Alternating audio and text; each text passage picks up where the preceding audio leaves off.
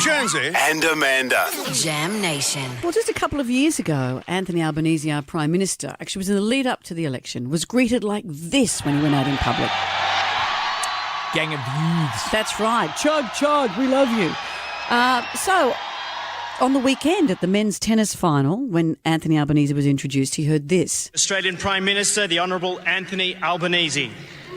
The Deputy Victorian Premier, the Honourable Ben Carey. It's tough, isn't The it? Deputy Premier say, hang on, mate, I think that's for you. It seems our Prime Minister might be fighting a battle to win Australia back, and he joins us this morning. Prime Minister, hello. Good morning. Good to be with you. Great, Anthony. I just wonder, how does it affect you when you hear that? Because I know if I was in a room and everyone was just booing me, I think, what am I doing the wrong thing here?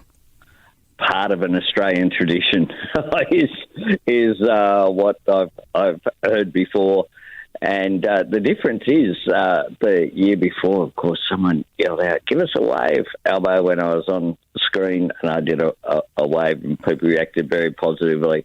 I think that during a presentation, I've never yet seen anyone welcomed from public life during a presentation. That's fine. It seems that, and I'm confused because there's lots of discourse around you having broken an election promise in these tax cuts, but the tax cuts are benefiting 90% of Australians. I'm confused at the rhetoric here. Oh, exactly, because the opposition haven't got any criticism of substance. This is about every taxpayer getting a tax cut, all 13.6 million of them. And previously, if you earned under $45,000, you weren't getting a single dollar. But people like myself, politicians, were getting a very good deal. Now, this is about responding to the cost of living pressures that people are under. Your listeners, who are low and middle income earners, under pressure.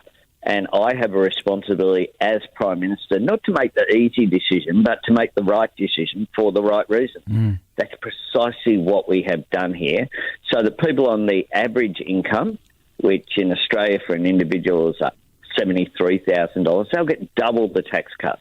For people on $130,000, where mum and dad are both working, they'll get more than double the tax cut.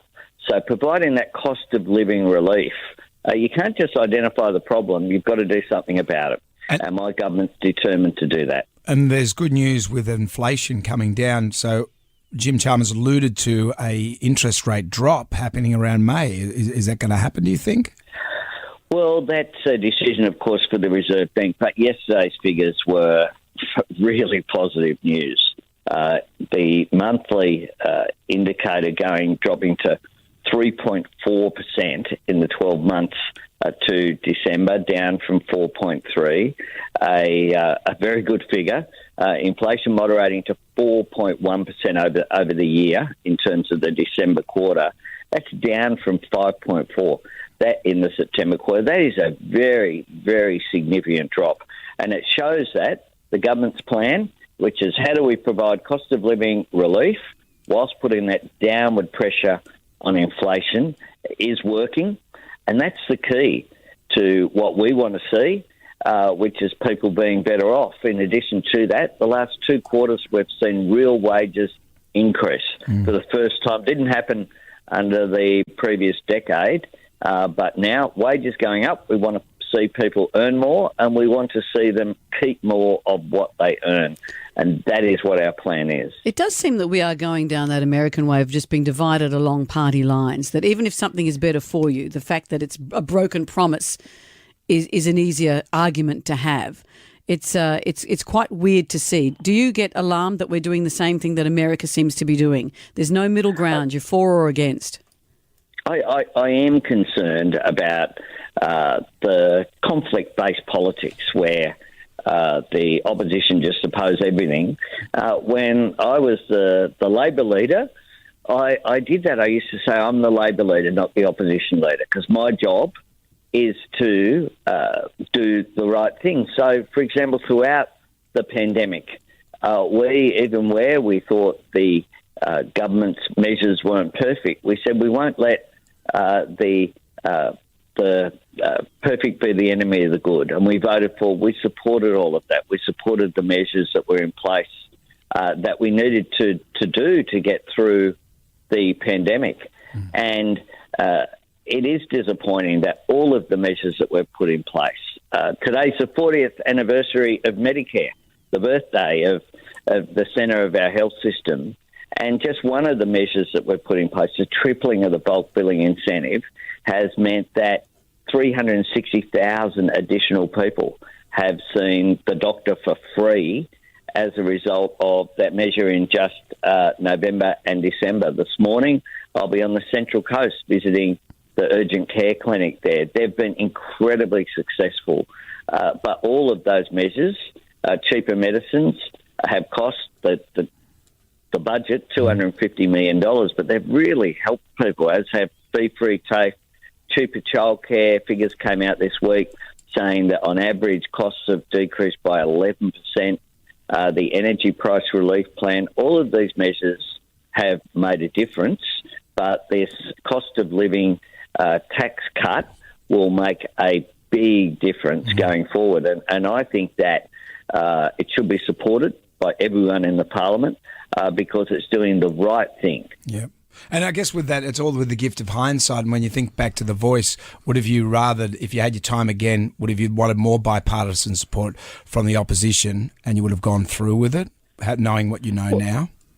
Well, that's another example, frankly. The Voice wasn't my policy. It was something that came out of the Uluru Statement in 2017 after a 5-year process, most of which occurred under the coalition government. Peter Dutton appointed Julian Leeser as his spokesperson on Aboriginal affairs, but also as Shadow Attorney General. And he was a big supporter, of course. He resigned from the front bench as a matter of principle. That was a very courageous thing that Mr. Leeser did, and he has my respect. You've got to be able to be consistent. And it had both parties went to the election saying they supported constitutional recognition, and Peter Dutton saw an opportunity to wreck and went about doing so. And I think that is a lost opportunity. But we respect the decision. But I think every measure that the government puts forward, the coalition, I say, have become the no-alition. They just say no to everything. And that's not a way to advance the country. And we see in the United States, we do see a real polarisation that is not helping them. It's not helping their economy. It's not helping their social cohesiveness either. Yes, and we don't want to go down the path of America. Well, Prime Minister, it's always great to catch up with you. Might I suggest next time you're at a big function, just scull a beer as they're about to yell your name out, because that seems to work. Australians love it. Do a shoey. No one's going to boo you doing that. So that's just my hot tip. That would be the go. That's the go, mate. Even in Parliament, do a shoey. Just scull a beer. Do a shoey in Parliament. I think that might have a cut-through impact. You'll definitely get another term out of that one. Anthony Albanese, thank you. Thanks. Thanks so much, guys. Have a wonderful day. Thank you. Too.